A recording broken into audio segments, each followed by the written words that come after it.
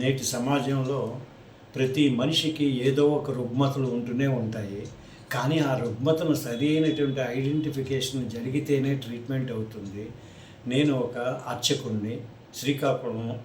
అలాంటప్పుడు నేను ఆంజనేయ స్వామి పూజ చేసుకుంటూ ఉంటాను.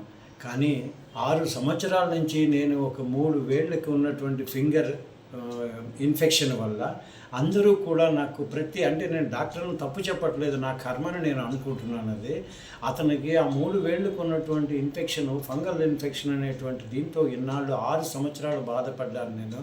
లాస్ట్లో భగవంతుడితో అన్నాను, బాగు చేస్తే బాగు చేసుకో, లేదంటే ఈ చేత్తోనే నీకు నైవేద్యం పెడతాను, తిను అన్నాను. ఇంతలోపుగా ఈ అమ్మాయి గారు, శ్యామల గారి తాలూకా ట్రీట్మెంట్ గురించి తెలిసింది నాకు. అప్పుడు నాకేంటంటే, ఇది నేను పురాతనమైన మనిషిని, నాకు 74 సంవత్సరాల వయసు నాది. అలాంటప్పుడు నాకు ఆయుర్వేదము అంటే, పంచకర్మ ట్రీట్మెంట్ అంటే నాకు ఎంతో సంతోషం. నాకు ఆ యొక్క దృక్పథంతో అమ్మగారి దగ్గరికి వెళ్ళాను నేను. ఆ అమ్మగారు మాట్లాడినటువంటి మాట తీరు, చెప్పినటువంటి ఎక్స్ప్లెయిన్ చేసినటువంటి విధానము చూస్తే అప్పుడే సగం వ్యాధి మాకు తగ్గింది అని అనిపించింది. ఆవిడ నాకు చెప్పారు, మీకు 3 నెలల్లోపు తగ్గిపోతుందని. కానీ నెలలకే ఇప్పుడు నాకు 80% తగ్గిపోయింది. కాబట్టి మనలాంటి వాళ్ళందరూ, అంటే బాధితులు అందరూ కూడా ఆవిడ యొక్క సేవని మనం స్వీకరించి ఆవిడికి మంచి పేరును తేవాలని కోరుకుంటున్నాను. కాకపోతే ఒక విషయాన్ని గుర్తుపెట్టుకోవాలి, ఆవిడ గారు చెప్పినటువంటి పథ్యాన్ని పాటించాలి. ఎందుకంటే పథ్యం పాటించకపోవడం వల్ల మందు వ్యర్థమైపోతుంది.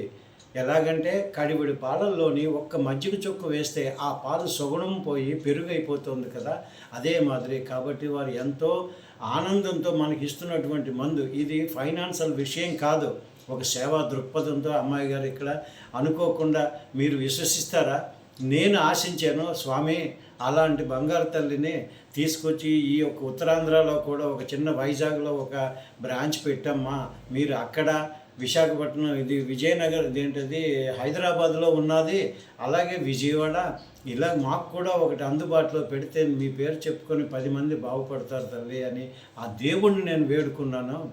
అదే మాదిరి ఇప్పుడు అమ్మగారు అక్కడ పెట్టడం జరిగింది. తెలిసింది ఈరోజు. నేను వైజాగ్ నుంచి వచ్చాను, నేను కలుసుకుందామని. నాకు 1 మంత్ అయింది. 1 మంత్లో నాకు 80% క్లియర్. నేను చేత్తో అన్నం తింటున్నాను. ఇంతవరకు నేను 6 సంవత్సరాల నుంచి స్పూన్తో తింటున్నాను. అరిటాకులో కూడా స్పూన్తోనే తింటాను నేను, అంటే అంత అలవాటు అయిపోయింది అనమాట. కానీ ఇప్పుడు చేత్తో కలుపుకొని తింటున్నాను. దీనికి కారణం ఆ చిట్టి తల్లేను. కాబట్టి దయించి దీన్ని అర్థం చేసుకుని